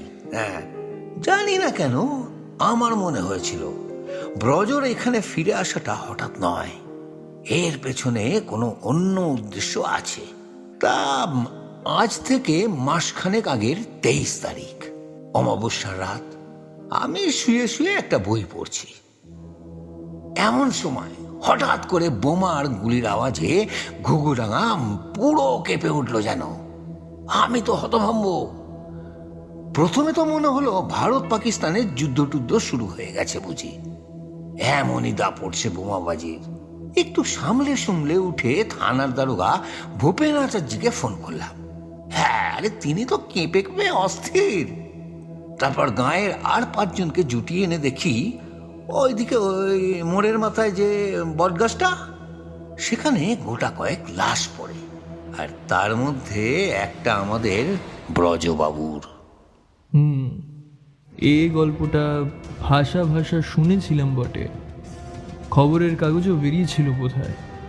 ঘুঘুডাঙ্গায় গোষ্ঠী সংঘর্ষে 4 জন নিহত। 4 জনের মধ্যে 2 জন ছিল বাইরের লোক। ব্রজকে বাদ দিয়ে যে আরেকটা লাশ ছিল সেটা গ্রামেরই একটা ছেলের, নাম লক্ষণ সামন্ত। আমরা ডাকতাম লখাই বলে। লখাইয়ের নামে মারপিটের অভিযোগ ছিল, শোনা যায় ডাকাতিরও কিছু কেস ছিল ওর নামে। সেদিন রাতে কি যে হয়েছিল বলা মুশকিল। পুলিশ বোধ হয় তদন্ত করছে এখনো। তবে রাতের বেলায় লোকে জায়গাটা এড়িয়ে চলছে আজকাল। অপঘাতে মৃত্যু, তাও বটতলায়, বোঝই তো। তাতে আর ভয় কি, আপনার মতো ডাকাবুকো মানুষ আছেন যখন। গগন মল্লিক কাছে ঘেঁষে আসেন। দিনকাল ভালো নয় ডাক্তার, চারিদিকের বাতাসে নানা গুজব ঘুরে বেড়াচ্ছে। সেসব ফিসফিসানি সবই কানে আসছে আমার, বুঝলে। ঘুঘুডাঙ্গায় খুব শিগগিরই একটা কিছু ঘটতে চলেছে ডাক্তার, খুব সাংঘাতিক একটা কিছু। সতীশ চাকলাদার গলা নামিয়ে বললেন, কি ঘটতে চলেছে মল্লিকদা? ব্রজ নাকি দৈবগতিতে কোনো একটা গুপ্তধনের খোঁজ পেয়েছিল। সে নাকি অমূল্য জিনিস, টাকার অর্থে তার পরিমাপ হয়। তার খোঁজেই ব্রজর ঘুঘুডাঙ্গায় ফিরে আসা, কিন্তু সেটা কি, কোথায় আছে, কেউ জানে না। রাস্তা দিয়ে বেশ চিন্তিত হয়ে হাঁটছিল ভজন। টাকা পেয়ে সে প্রথমে যতটা খুশি হয়েছিল সেটা উবে গিয়ে এখন বেশ চিন্তা হচ্ছে তার। বাজারে বেশ কিছু কেনাকাটা করেছে সে। বলা বাহুল্য, ভজন নগদ ক্যাশ দিয়ে জিনিসপত্র কিনছে দেখে সব দোকানদারই বেশ চমকিত। অনেকেই ঠারে ঠোরে জানতে চাইছে ভজন টাকা পেল কোথা থেকে। ভজন এই কদিনে বেশ শেয়ানা হয়ে গেছে, তাই সেই নিয়ে বিনিয়ে সবাইকে বলেছে যে তার নাকি কোন দূর সম্পর্কের খুড়োমশাই মারা গেছেন। তার উইলে ভজনের নামে কিছু টাকা রাখা ছিল, সেটাই হাতে এসেছে আর কি। তবে তাতে সবাই যে বিশ্বাস করছে তা নয়। হরেন গোসাই তো বলেই ফেলল, তোর আবার দুঃসম্পর্কের খুঁড়ো কোন কালে ছিল রে ভজা? খুঁড়ো বলতে তো তোর 3 কুলে ওই মাথা পাগলা লখাই সামন্ত ছাড়া আর কাউকে তো দেখেছি বলে মনে পড়ে না। ভব তালুকদার আবার এর 1 কাঠি ওপরে মিষ্টি করে শুধলো, অভাবে অনেকেরই অমন বেবারিশ খুঁড়ো মেশো ইত্যাদি গজাতে দেখেছি রে ভজন। এই তো চাপড়ামার এই স্বপন খাসনবিশ এককালে রবিদাস হালুইয়ের মিষ্টির দোকানে কাজ করত। হঠাৎ দেখি গত ভোটের পর কোন পিসে মশাই না তালু মশাই ধরে লালে লাল হয়ে গেল।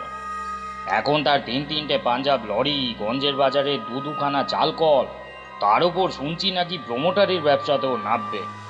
লোকে আগে ছেনো বলে ডাকতো, এখন বলে স্বপন বাবু।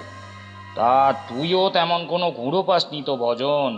খুলে বল ভাই, তাহলে আজ থেকে ভজন বাবু বলাটা প্র্যাকটিস করি। দুপুর এখন বিকেল ছুঁই ছুঁই। ঘুঘুডাঙ্গার একপাশে সুন্দরী নদীর মরা খাত, এককালে বেশ জল ছিল তাতে।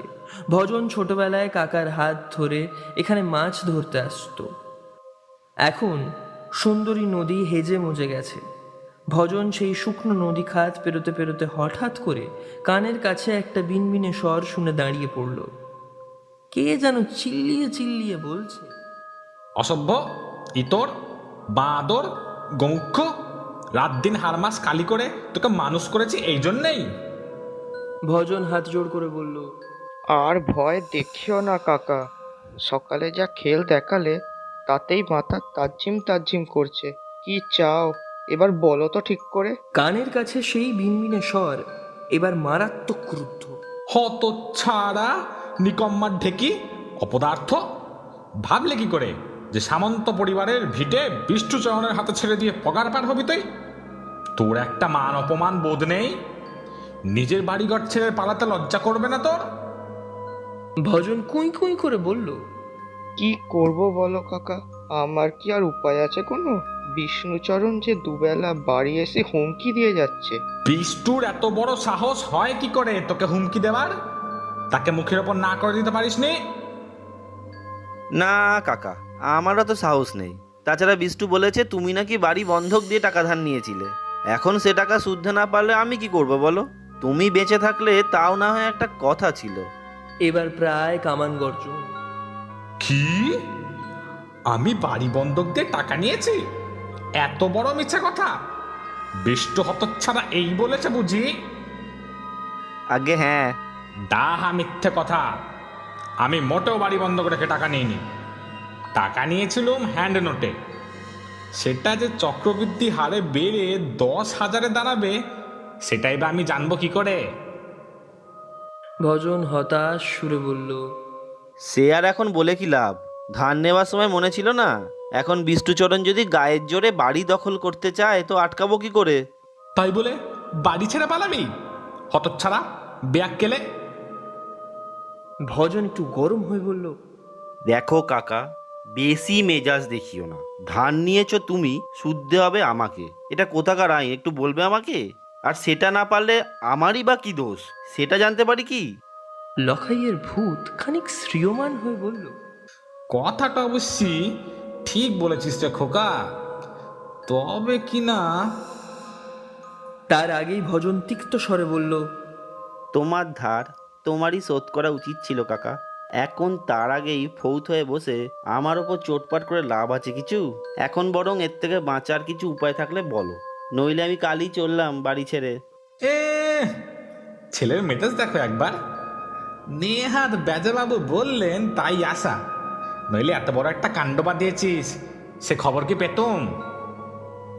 তা সে খবর পেয়ে লাভ আছে কিছু? নইলে আর তোকে বলছি কি। শোন ভজন, তোর সঙ্গে আমার কিছু গোপন সলা পরামর্শ আছে। ভজন একবার চারিদিকটা দেখে নিল।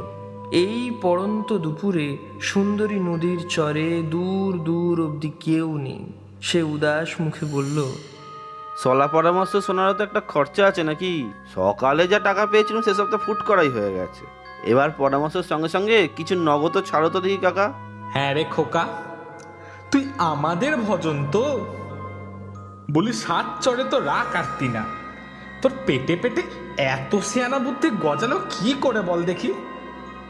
পেট খালি থাকলে সেয়ানা বুদ্ধি এমনি গজায় কাকা। সে বাদ দাও, এখন কাজের কথা থাকলে বলো, নইলে চললাম। আহ, সেটাই তো বলতে এসেছি। মাথা ঠান্ডা করে শোন। বলি আমি কি করে এবং কেন খুন হলাম সে নিয়ে জানিস কিছু? কি করে বলবো? আমি কি পুলিশ? তাছাড়া বেঁচে থাকতে তো তুমি 70-এর আর অভাব রাখোনি। ভেবেছি তাদেরই কেউ হয়তো ঠুকে দিয়ে গেছে। ভূপেন দারোগা তো বলেই দিল, ওরে ভজন, একদিক দিয়ে দেখতে গেলে তুই বেঁচেই গেলি বলতে পারিস। লখাই যেমন মারকুটে আর মাথা গরম লোক ছিল, কোন দিন হয়তো দেখলি রেগে মেগে তোর মাথাতেই বসিয়ে দিল এক ঘা। বলি এমন ডেঞ্জারাস এলিমেন্টের সঙ্গে ঘর করার থেকে বরঞ্চ একা থাকাই ভালো, বুঝলি কি না? বটে, ভূপেনের মতো গোমুক্ষটার কথা শুনে তুইও বুঝে সেটাই সত্যি বলে মেনে নিলি? ওরে ছাগল, বলি আমার লাশের পাশে বেজা বাবুর মতো অমন মস্ত মানুষের লাশ, সে দেখেও কি তোদের কিছু মনে হলো না?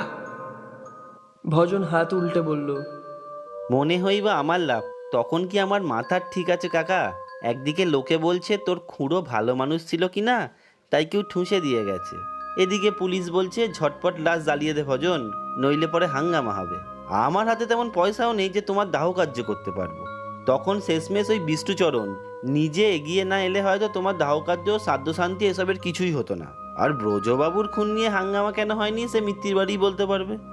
না, যেমন ভোদাই ছিলিস তেমনই আছিস রে ভজন। সে অবশ্য একদিক থেকে ভালোই। তবে সে যাই হোক, এবার কাজের কথাটা মন দিয়ে শোন দিকি। আজ বাড়ি ফিরে আমার ঘরে ঢুকবি, বুঝলি? তারপর ঠাকুরের সিংহাসনের সামনে দাঁড়াবি। তারপর সিংহাসন সরিয়ে দেখবি। ওসব বহু আগেই দেখা আছে কাকা, সামনে এগো। হ্যাঁ, তার মানে আমার ঘরে লুকিয়ে চুরি আগেই ঢুকেছিস তুই? তোকে না পই পই করে আমার ঘরে ঢুকতে মানা করেছিলাম? তোর তো দেখছি সাহস কম না ভজু। ভজন তেরিয়া হয়ে বলল, তা তুমি ড্যাং ড্যাং করে ফৌত হওয়ার আগে কি ভেবেছিলে আমার কি হবে? কোথায় কি টাকা পয়সা লুকিয়ে রেখেছো সেসব জানবো কি করে আমি? ওই জন্যই তো তোমার ঘরে কিছু ছানবিন করতে গিয়েই সিংহাসনের নিচে ওই গর্তটার খোঁজ পেলাম। ওরে সালারে, তা সেই গর্তের মধ্যে কি পেলি তুই? দেখো কাকা, একদম গালমন্দ করবে না, সোজা কথা সোজা হবে বলো। গর্তের মধ্যে প্লাস্টিকে মোড়া একটা ছোট বই মতো ছিল, তুমি সেটার কথাই বলছো তো? ওরে বাবা রে, আমি কোথায় যাব রে? এ তো একেবারে মানুষ হয়ে উঠেছে দেখছি। জয় গৌরনীতাই, জয় কালী করাল বদনী, জয় অঘরী শম্ভু। ওগো, তোমরা কে কোথায় আছো? দৌড়ে এসে দেখো, আমাদের ভজন যে একেবারে ডাকাবুকো মানুষ হয়ে পড়লো যে গো। ভজন কঠিন স্বরে বলল, দেখো কাকা, ফালতু নাটক করো না। ওটা যে এমনি এমনি লুকিয়ে রাখোনি সে আমি বেশ বুঝেছি। এবার বলো ওটা নিয়ে করতে হবেটা কি? ওরে আমার 7 রাজার ধন এক মানিক, চোখের মনি, বুকের পাঁজর। আহ কাকা, হচ্ছেটা কি? বড় হয়েছে তো নাকি? শোনো, আগেই বলে দিচ্ছি, এসব ফালতু কথায় চিটে ভিজবে না। কিছু নগদ খসাতে হবে তোমাকে। কাজটা কি খোলসা করে বলো দেখি, আর জলদি কিছু টাকা পয়সা ছাড়ো। আহা, সোনা মানিক আমার, টাকার ব্যাপারে কি না করেছি রে ভজু। তবে কথা হচ্ছে কি না, ওই ডায়েরিটা কিন্তু খুব সাবধানে রাখতে হবে, বুঝলি? বিষ্ণুচরণ যেন কিছুতেই ওটার খোঁজ না পায়। কেন? তাতে এমন কি আছে শুনি? কারণ আছে রে ভজন, মস্ত কারণ আছে। ওটার জন্যই তো এত ঝামেলা ঝঞ্ঝাট। তুই কি জানিস বিষ্ণুচরণও ওটার লোভেই অত লোক লাগিয়ে আমাকে আর বেজাবাবুকে খুন করেছে? ভজন খানিকক্ষণ গভীরভাবে ভেবে বলল, সেটা আমি অনেকটাই আন্দাজ করেছিলুম কাকা। তার ওপর অনেকেই ঠাড়ে ঠোরে সে কথা আমাকে বলেছে বটে, কিন্তু ভূপেন দারোগা তো সেসব কিছুই মানতে চায়নি। তার ওপর আমাকে বলে কিনা এই নিয়ে বেশি হম্বিতম্বি করলে আমাকেই নাকি সোজা ফাটকে পুড়ে দেবে। বলিস কি ভজন, ভূপেনের এত বড় সাহস হয়েছে? সাহস বলে সাহস, সে তো আমাকে এও বললো, লখাইয়ের সঙ্গে যা হয়েছে সেসব ভুলে যা ভজন, এসব নিয়ে আর ঘাঁটাঘাঁটি করিসনি। তোর ইয়াং ব্লাড, যাকে বলে একেবারে বয়েলিং, এসব পেছনে ফেলে লাইফটা নতুনভাবে শুরু কর, বুঝলি? বুঝছি, খুব নতুন ভাবেই বুঝছি রে ভজন। ভূপেনের সঙ্গে একবার দেখা না করলেই নয়। কিন্তু তুমি একটা কথা বলো কাকা, এক্ষেত্রে ডায়েরিটা বিষ্ণুচরণের হাতে তুলে দেওয়াটাই আমার পক্ষে ভালো নয় কি? তাতে হয়তো সে খুশি হয়ে বাড়িটার ওপর তো দাবি ছেড়েই দিল, চাই কি তার উপর কিছু নগদ হয়তো হাতে ধরিয়ে দিতে পারে। তাতে ক্ষতি কি কাকা? আমি তো বরং লাভের পাল্লাটাই ভারী দেখছি। তোর কি ধারণা বিষ্টু ওই ডায়েরি পেলে তোকে আর বাঁচিয়ে রাখবে রে ভজন? সে গুড়ে বালি, বিষ্টু এসবের সাক্ষী রাখবেই না। ডায়েরিটা পেয়েই তোকে গলা কেটে ডাইনি জলার জঙ্গলে পুঁতে রেখে আসবে, কিংবা হয়তো জ্ঞানাপোতার জঙ্গলে জ্বালিয়েই দিল, কে বলতে পারে। ভজন চুপ করে রইল। কথাটার মধ্যে যুক্তি আছে বটে। শোন বাপধন আমার, ওসব গোক্ষুরিতে যাসনি, তার চেয়ে বরং মাথা ঠান্ডা করে আমার কথাটা শোন। ওই ডায়েরিতে অনেক টাকা পয়সার হদিস আছে, বুঝলি? টাকার পরিমাপে তার ইয়ত্তা হয় না। সেসব হলো গিয়ে মিত্তির পরিবারের পূর্বপুরুষদের জমানো গুপ্তধন। আর আমাদের বেজাবাবু নাকি সেটারই খোঁজ পেয়েছিল। আরে বাস, বলো কি কাকা, এসব কি সত্যি? ভূতেদের আজ অব্দি কখনো মিথ্যে কথা বলতে শুনেছিস? ভজন ভারী অভিমান ভরে বলল, কাকা তোমার কি মনে হয় আমি দিনমানে নেত্যই ভূতেদের সঙ্গে বিবিধ রসালাপ করে থাকি? আহা, আমি কি তাই বলছি রে পাগল? আমি তো বরং সদা সর্বদাই ভূতেদের সঙ্গে রসালাপ করাটাকে খুব সাংঘাতিক বলেই মেনে থাকি, বুঝলি কি না? আমি বেঁচে থাকলে তো তোকে ভূতেদের সঙ্গে আলাপ করতে বারণই করে দিতাম। আহা, কি কথাটাই না শোনালে কাকা, দিল একেবারে তারার হয়ে গেল। কথাটার মধ্যে কি কিছু পেঁচ আছে রে ভজন? সে আছে বটে, কিন্তু সে বাদ দাও, এখন কাজের কথা বলো তো কাকা। সে গুপ্তধন আছেটা কোথায়? বললাম তো, মিত্তির বাড়ির গুম ঘরে। সে গুম ঘরের কথা তো গল্পেই শুনেছি কাকা, তার খোঁজ কেউ পেয়েছে বলে তো জানা নেই। সেটাই তো তোকে জানতে হবে রে ভজন। বেজাবাবুর ডায়েরিতে নাকি সেই গুম ঘরের খোঁজই রয়েছে, আর ডায়েরির সংকেত অনুযায়ী সেই গুপ্তধন তোকেই খুঁজে বার করতে হবে। ভজনের গাটা খানিক শিউরে উঠল।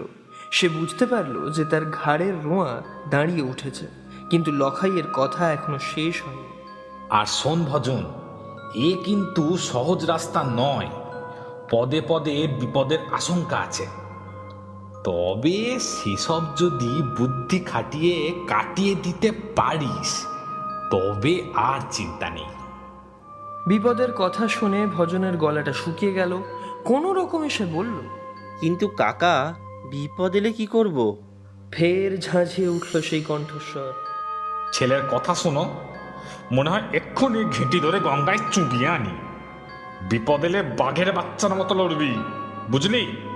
খবরদার পালাবি না, তাহলে বুঝবো হ্যাঁ, সামন্ত পরিবারে একটা বাঘের বাচ্চা জন্মেছিল বটে। এই এক কথাতেই ভজনের ভীতু ভাবটা একেবারে কেটে গেল। বুক চিতিয়ে দাঁড়িয়ে এসে বলল, কি করতে হবে সেটা এবার খুলে বলো তো কাকা। লখাই সামন্ত ভারী খুশি হয়ে বলল, সাব্বাস, এই তো চাই। শোন খোকা, আমি আর বেজাবাবু তোর পেছনেই আছি, তার নমুনা তো দেখেইছিস। বাকিগুলো ক্রমে ক্রমে হবে, যা হবে সেসব তোর ভালোর জন্যই হবে, তাতে কিন্তু ভয় পাস না। মনে রাখিস, ওই গুপ্তধন কিন্তু তোকেই উদ্ধার করতে হবে, বুঝলি? বুঝলাম কাকা। ভজনের মনে হলো একটা দমকা হাওয়া যেন একবার তাকে পাক মেরেই সাঁই করে উপরে উঠে গেল। সন্ধেবেলা ঘরে এসে তোলা উনুনে ভাত বসিয়েছিল ভজন। মাসখানেক হলো এ বাড়িতে উনুনে আগুন পড়েনি। চেয়ে চিনতে যা পাওয়া যায় তাই দিয়েই পেট ভরিয়েছে সে। তাই কাঠ কুটো আর ঘুঁটের ধোঁয়াতে চোখে জল আসছিল ভজনের। তবে সেটা শুধু ধোঁয়া নয়, অন্য কারণেও হতে পারে। আয়োজন অবশ্য সামান্যই। সেদ্ধ ফেনা ভাত, আলু সিদ্ধ, হাঁসের ডিম সিদ্ধ, নুন আর কাঁচা লঙ্কা। অনেক দিন হলো ডিম সিদ্ধ খায়নি ভজন। শুধু ডিম কেন, আমিষ খেয়েছে সেও প্রায় মাস দুয়েক হলো। ভাবতে ভাবতেই জিভ থেকে দুটো ফোঁটা নতুন কেনা লুঙ্গিতে এসে পড়ল ভজনের। ভাত হয়ে গেছে বুঝে হাঁড়িটা উনুন থেকে নামাতে নামাতেই ভজন বুঝল যে টাগরা থেকে জিভের ডগা অবধি একটা খাই ভাব উঠে আসছে। আর সে আসছে মানে তো আসছেই, বুঝিয়ে শুনিয়ে তাকে বাঁধ মানানো যাচ্ছে না। গলা টলা খাঁকড়েই নিজেকে বেশ ভারী গলায় তিষ্ট তিষ্ট বলে প্রবোধ দিল ভজন। তবে খাই ব্যাপারটা সেই প্রবোধে তেমন আমল দিল বলে মনে হলো না। এটা আগেও লক্ষ্য করেছে ভজন। খিদে ব্যাপারটা এসব ভারী কি শ্লোকটোককে তেমন পাত্তা টাত্তা দেয় না। ভাতের ফ্যান গালার জন্য উঠতে যাবে ভজন, তখন সে খেয়াল করলো যে ঘাড়ের কাছটা অজান্তেই বেশ দপদপ করছে। ভজন ভাবল হতেই পারে, দিনভর তো আর কম হুজ্জত যায়নি তার উপর দিয়ে। ঘাড়ে মুখে একটু জল দিয়ে আসলে যদি মাথাটা একটু ঠান্ডা হয়। কুয়ো থেকে জল তুলে ঘাড়ে মুখে ছিটিয়ে মুছে নিল ভজন। আশ্বিনের আকাশ সবে মহালয়া গেছে। আকাশে শুল্কপক্ষের চতুর্থীর চাঁদ বেশ ঝকঝক করছে। সেদিকে আলোয় চারিদিকে একবার তাকিয়ে নিল ভজন। আর তখনই বেড়ার দিকে নজর। পূব দিকের করবি গাছটা তার নিজের জায়গায় নেই, সেটা প্রায় 2 হাত মতো সরে গেছে। তার গা ঘেঁষে এসেছে কাগজি লেবুর গাছটা। এককালে ভজনের আতা কেলানে বলে পাড়ায় নাম ছিল বটে, তবে সে ভজন আর এ ভজন নয়। সে বুঝে গেল এসব অশৈলী কাজ কারবারের পেছনের কারণটা। কাকাকে বলেছিল বটে টাকার কথাটা, তবে সেটা যে এত তাড়াতাড়ি ফলে যাবে। দুরু দুরু বুকে করবি গাছটার দিকে এগিয়ে গেল ভজন। ওদের বাড়িটা পাড়ার একদম শেষ ভাগে। এদিক পানে হুট করে কেউ আসে টাসে না। তাও একবার চারিদিক তাকিয়ে নিল ভজন। আর তারপর করবী গাছের কাছে এসে দাঁড়াতেই মাটিতে পড়ে থাকা মানিব্যাগটা হালকা চাঁদের আলোয় চোখে পড়ল তার। বাবার মানিব্যাগটা না? হাতে নিয়ে ভজন বুঝল যে তার অনুমানই ঠিক, বাবার সেই ফাটা ময়লা মানিব্যাগটাই বটে। তফাতের মধ্যে সেটার মধ্যে কয়েকটা জরুরি কাগজ ছাড়া কোনোদিনই বিশেষ কিছু থাকতো না। এখন সেটা বিস্তর পেট মোটা। ঘরে এসে কপিটা একটু উস্কে দিল ভজন, তারপর মানিব্যাগটা খুলল। 2000 টাকার 25টা নোট, মানে 50,000 টাকা। হিসেব মতো এরপর ভজনের মূর্ছা যাওয়ার কথা, কিন্তু সে জানে এসব কেন হচ্ছে, তাই মাথাটা ঘুরলেও মোটামুটি সামলে নিল সে। মানিব্যাগটা একটা পুরনো কার্ডবোর্ডের বাক্সর ভেতরে রেখে ঝটপট খেয়ে দিয়ে ঘুমিয়ে পড়ল সে। ভজন জানতেও পারল না যে তার বাড়ির উল্টো দিকটার অশ্বত্থ গাছে চড়ে সর্বাঙ্গে কালো চাদরে মোড়া একটা লোক তার বাড়ির দিকে নজর রাখছিল। ভজন ঘুমিয়ে পড়তেই হাতের শক্তিশালী বাইনোকুলারটা গুটিয়ে ফেরার পথ ধরল সে। বিষ্ণুচরণ 10,000 টাকা বাক্সে ঢুকিয়ে মধুর হেসে বলল, আমি জানতামই যে ভোজন একেবারে নাম্বার 1-এর অনেস্ট ছেলে, টাকা মারার বান্দাই নয়। ওরে কে আছিস? আরে ভোজনের জন্য গুড কোয়ালিটির টি নিয়ে আয়। আরে ভোজন কি আমাদের পর রে, সেই চিলড্রেন্স ডে থেকে ওকে দেখছি। ভজনের গায়ে সদ্য কেনা টি শার্ট আর টেরিলিনের প্যান্ট, পায়ে নতুন হাওয়াই চপ্পল। এই দুদিনে তার চেহারার চিকনাই পাল্টে গেছে একেবারেই। ধোঁয়া ওঠা চায়ের কাপে একটা শুরুর শব্দ তুলে সে বলল, আগের দিনের কথাটাই আবার মনে করিয়ে দি বিষ্ণুবাবু। সুবিধা অসুবিধা মানুষের থাকেই, এই নিয়েই তো সংসার। তবে তাই বলে কারো বাড়ি গিয়ে চড়াও হয়ে অপমান করাটা কিন্তু কোনো কাজের কথা না। বিষ্ণুচরণ খানিক হেঁ হেঁ করে হেসে বলল, আসলে দিনকাল তো ভালো না, তাই একটু সফট ওয়েতে মনে করিয়ে দেওয়া আর কি। তা তোর তো মনে হচ্ছে লাক ওপেন হয়ে গেছে রে ভোজন। কি ব্যাপার, কোনো সিক্রেট ট্রেজার এলো নাকি হাতে? ভজন চায়ের কাপটা মাটিতে নামিয়ে রাখতে যাচ্ছিল, তার হাতটা সামান্য কেঁপে গেল, তবুও জোর করে মুখে হাসি ফুটিয়ে বলল, আরে না না, গুপ্তধন টুপ্তধন কিছু নয়। সামতা বেড়েতে আমরা দুসম্পর্কের খুড়ো মশাই মারা গেছেন কিনা, তার উইলে নাকি আমার নামে কিছু টাকা রাখা ছিল, সেইটাই হাতে এসেছে আর কি। তবে বেশি না, পেয়েছিলাম অল্পই, তার আবার সবটাই আপনাকে দিয়ে গেলাম। বিষ্ণুচরণ মাছি তাড়ানোর মতো করে কথাটা উড়িয়ে দিল, একটু খুব খুব করে হেসে বলল, সেসব নিউজ অলরেডি কানে চলে এসেছে রে ভোজন। সেই থেকেই তো ভাবছি আমাদের কেন এমন আঙ্কেল হয় না বল দেখি। ভজন একটু কাষ্ট হাসি হেসে বলল, আসলে খুড়ো মশাইরাও আজকাল ভাইপো দেখে জন্মাচ্ছেন কিনা, সেই জন্যই হয়তো ব্যাপারটা মিস হয়ে গেছে। বিষ্ণুচরণ একটু বাঁকা হেসে বলল, সে তো লোকাইকে দেখেই বুঝেছি। তা আজ কি পেয়ারা গাছের গোড়া থেকেই মোহরের থলেটা বেরোবে নাকি রে ভজন, নাকি কাগজি লেবু গাছটার উপরেই নোটিশ রাখতে হবে বলছিস? এমনিতেই লোকটার হাব ভাব ভালো ঠিক ছিল না ভজনের। শেষের কথাটা শোনা মাত্র তিড়িং করে সে লাফিয়ে উঠল, হাত জোড় করে বলল, তাহলে আজ উঠি বিষ্ণুবাবু, টাকাটা তো পেয়েই গেলেন। আশা করি এরপর আর ওদিক পানে যাবার দরকার হবে না আপনার।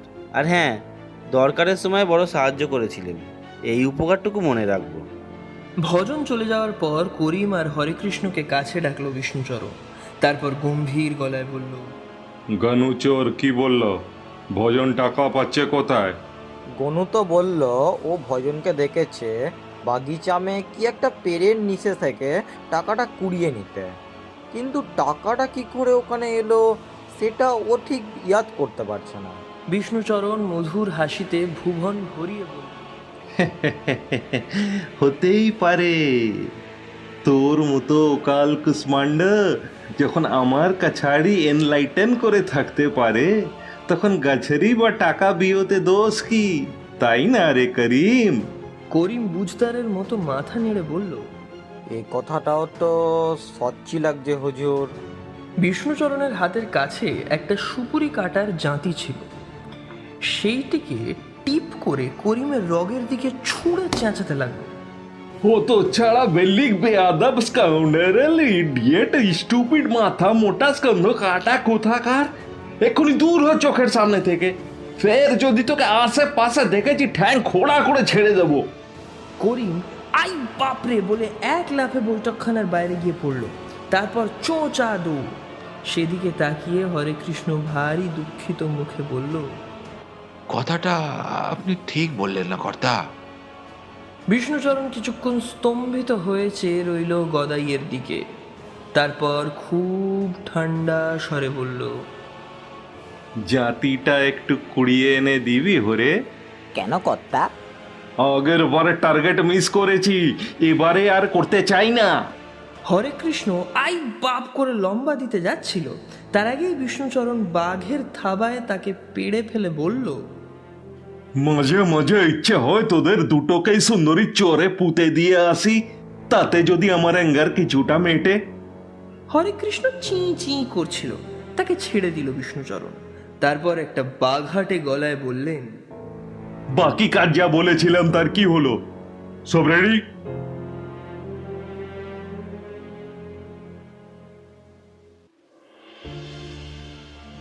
এতক্ষণ পরিবেশিত হলো সাহিত্যিক শ্রী অভিক সরকার মহাশয় লেখা গল্প মিত্তির বাড়ির গুপ্তধন। এই গল্পের পরবর্তী পর্ব প্রচারিত হবে নির্দিষ্ট দিনের সঠিক সময়ে। সবাই ভালো থাকুন, সুস্থ থাকুন, সাথে থাকুন মাহেশ্বরী প্রোডাকশনে।